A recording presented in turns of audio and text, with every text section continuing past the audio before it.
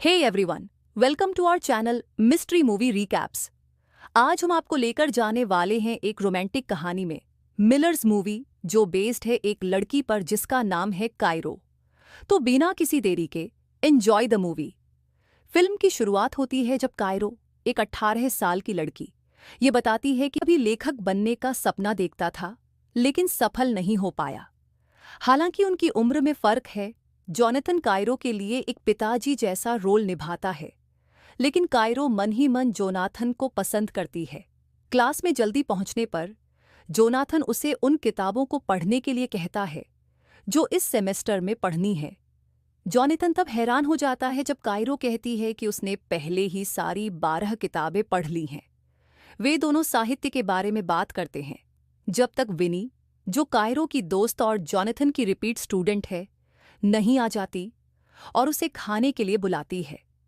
लड़कियों के जाने के बाद जॉनथन कायरो की किताबों को देखने के लिए उत्सुक हो जाता है और उसकी डेस्क पर रखी किताबें चेक करता है। तभी उसका दोस्त बोरिस आता है, एक किताब उठाता है और जोर जोर से एक एक्सप्लिसिट पार्ट पढ़ने लगता है। जॉनथन उसे रोकने की कोशिश करता है, लेकिन बोरिस नहीं रुकता। बोरिस को जॉनथन की लिखी हुई किताब भी मिल जाती है और जॉनथन हैरान हो जाता है जब उसे पता चलता है कि कायरो ने उसकी किताब पढ़ी है। घर पहुंचने पर जॉनथन अपनी पत्नी बियट्रिक्स को कंप्यूटर पर काम में डूबा हुआ पाता है। वह उससे बात करने की कोशिश करता है, लेकिन बियट्रिक्स बहुत बिजी लगती है। जॉनथन तुरंत उसे कॉल करता है और उसे बताता है कि उसकी एक स्टूडेंट ने उसकी किताब पढ़ी है। जैसे ही वो बात कर रहे होते हैं, बियट्रिक्स की को-वर्कर एमी का कॉल आ जाता है, जिससे उनकी बातचीत रुक जाती है। इसके बाद जॉनथन अपनी पत्नी के साथ फ्लर्ट करने की कोशिश करता है और दोनों एक साथ ड्रिंक करते हैं।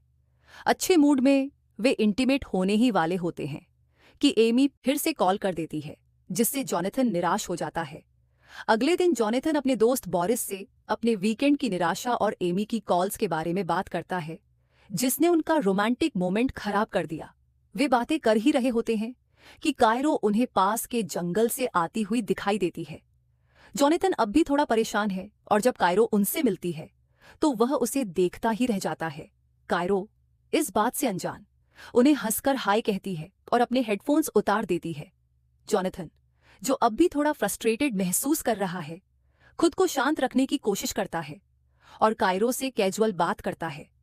विनी का दावा है कि उसने गलती से अपने सामान को लॉकर रूम में गिरा दिया है, जबकि बोरिस उसकी चाल को भांप लेता है। वह उसके पास जाकर पूछता है कि उसे क्या चाहिए और जल्दी ही समझ जाता है कि वह उसे बहकाने की कोशिश कर रही है। कायरो ये सब देख रही होती है और विनी से कहती है कि वह बहुत बोल्ड है।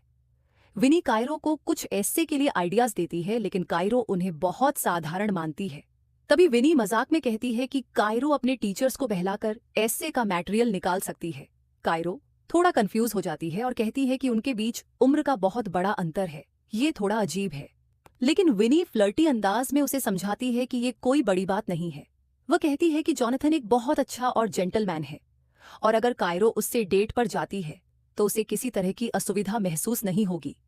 हालांकि कायरो शुरू में हिचकिचाती है। विनी की मजाकिया और छेड़ने वाली बातें कायरो की दिलचस्पी और बढ़ा देती हैं।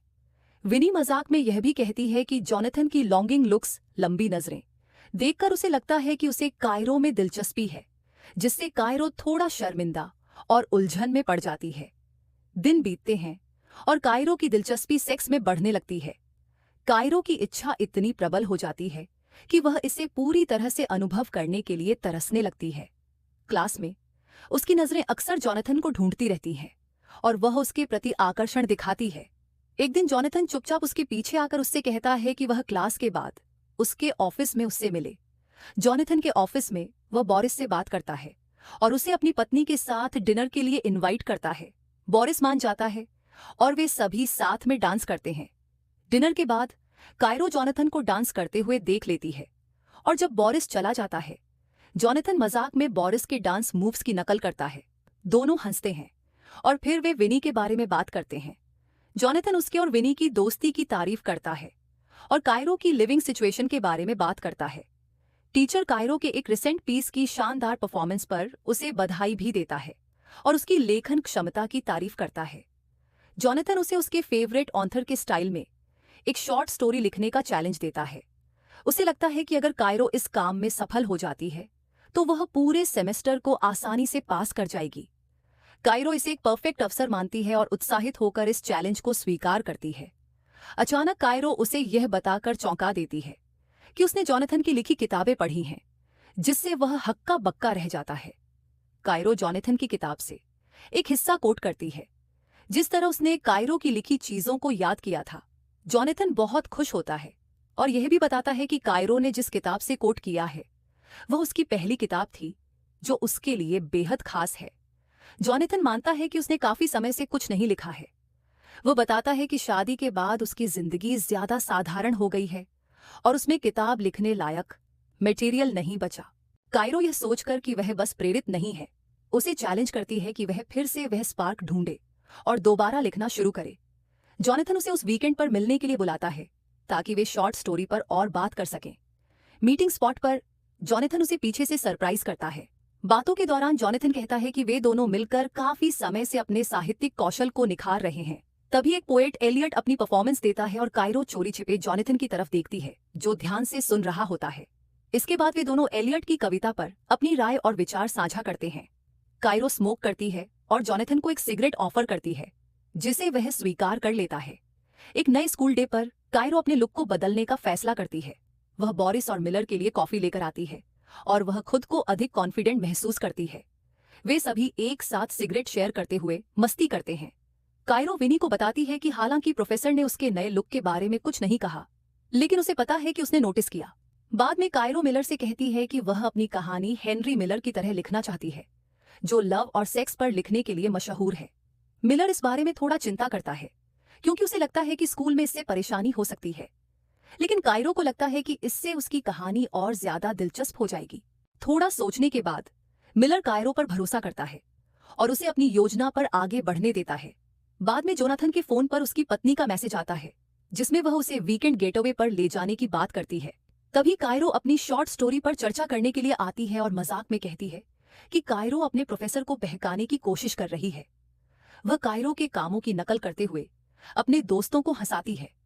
कायरो जब अपने खोए हुए फोन को ढूंढने की कोशिश करती है, जॉनथन की योजनाएं बार बार एमी के लगातार फोन कॉल्स से बाधित हो जाती हैं। अचानक कायरो की आवाज जॉनथन के फोन पर सुनाई देती है और उसे पता चलता है कि गलती से कायरो का फोन उसकी बैग में चला गया है। बातचीत के दौरान जॉनथन की पत्नी अपनी निराशा जाहिर करती है कि उनका वीकेंड गेटअवे टल गया है। कायरो का फोन लौटाने का वादा करके जॉनथन वहां से निकलता है। हालांकि बारिश शुरू हो चुकी है।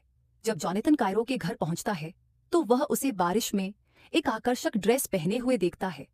उनकी नजरें मिलती हैं और दोनों के बीच तीव्र आकर्षण का भाव उत्पन्न होता है। जैसे ही कायरो बारिश में जॉनथन की ओर बढ़ती है, वे दोनों एक दूसरे के प्रति अपने पैशन को रोक नहीं पाते। दोनों एक दूसरे को जोर से गले लगाते हैं और एक पैशनेट किस शेयर करते हैं। इसके बाद के दिनों में जॉनथन के ख्यालों में लगातार कायरो छाई रहती है। तभी कायरो उसे अपना मिड टर्म टेस्ट भेजती है, जिससे वह अपने ख्यालों से बाहर निकलता है। जब वह अपनी पत्नी से बात करता है तो वह उसे कायरो से दूर रहने की चेतावनी देती है। जॉनथन वहां से निकल जाता है और पास के एक छोटे से घर में जाकर कायरो की लिखी हुई स्टोरी को प्रिंट करके पढ़ने लगता है। वह उसकी एडल्ट थीम्स वाली स्टोरी में पूरी तरह से डूब जाता है और कायरो को उसके द्वारा लिखी हुई सीन में कल्पना करने लगता है। उसकी उत्तेजना इतनी बढ़ जाती है कि वह खुद को रोक नहीं पाता। अगले दिन कायरो क्लास में एक आकर्षक आउटफिट में आती है, लेकिन जॉनथन का व्यवहार उसके प्रति पहले जैसा गर्मजोशी भरा नहीं होता। वह उसे वैसी प्रतिक्रिया नहीं देता और कायरो को यह अजीब लगता है। कायरो जॉनथन से पूछती है कि सब कुछ ठीक है या नहीं। जॉनथन उसकी लिखी हुई स्टोरी के बारे में अपनी निराशा व्यक्त करता है। कायरो समझाने की कोशिश करती है कि उसने कुछ ज्यादा इरोटिक नहीं लिखा है, लेकिन जॉनथन उसकी बात सुनने से इनकार कर देता है। वह उसकी स्टोरी और उनके रिश्ते दोनों को ही खारिज कर देता है। जॉनथन यहां तक कहता है कि उसने कायरो पर जो भरोसा किया था वह एक गलती थी। जब कायरो अपने असली इमोशंस को जाहिर करने की कोशिश करती है तो जॉनथन उसकी बातों को नजरअंदाज कर देता है, जिससे कायरो को और गुस्सा आ जाता है। वह जोनाथन की लिखी किताबों को औसत और नीरस कहकर उसका अपमान करती है। उसकी निराशा बढ़ जाती है और वह जोनाथन को चुनौती देती है कि वह उसे खराब ग्रेड दे। गुस्से में कायरो जॉनथन पर तंज कसते हुए कहती है कि वह बस इसलिए जलता है क्योंकि वह वैसा नहीं कर सकता जो उसने किया है। इस तनावपूर्ण पल के बाद कायरो गुस्से में क्लास से बाहर चली जाती है और अपनी स्टोरी स्कूल के एडमिनिस्ट्रेटर के मेलबॉक्स में डाल देती है। जॉनथन घर जाता है और अपनी पत्नी को दिन भर की घटनाओं के बारे में बताता है, खासकर कायरो के साथ हुई टेंशन।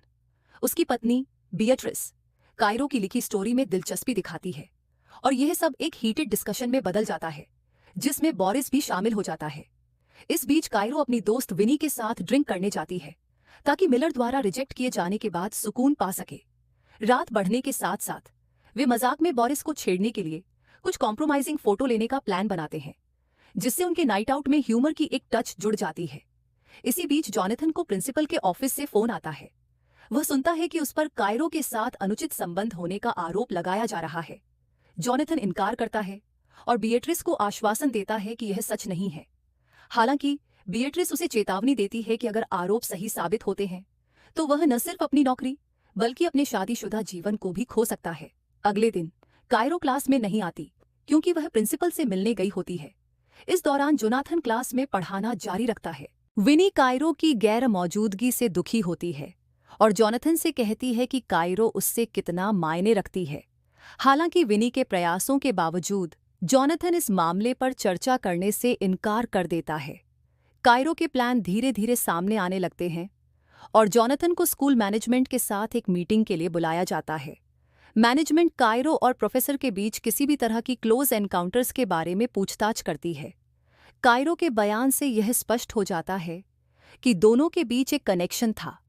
प्रोफेसर अपनी प्रोफेशनल रेपुटेशन और भविष्य को लेकर चिंतित हो जाता है। जब प्रिंसिपल को यह पता चलता है कि कायरो का बयान अब भी नहीं बदला है, तो वह जॉनथन को सस्पेंड करने का फैसला करता है।